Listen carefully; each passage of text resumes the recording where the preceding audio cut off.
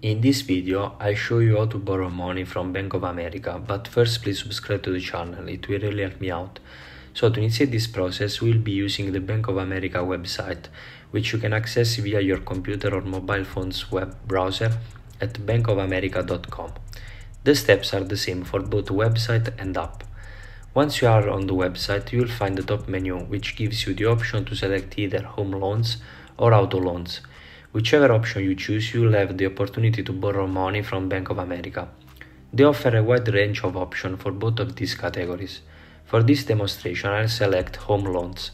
Clicking on it will take you to a page that provides a summary of the specific loans type you have chosen.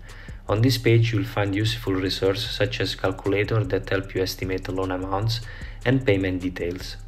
After you have used these tools and are satisfied with the information, you can proceed by selecting Apply Now at the top of the screen. You'll be prompted to sign in using your credential, confirm your identity, and possibly answer a few questions.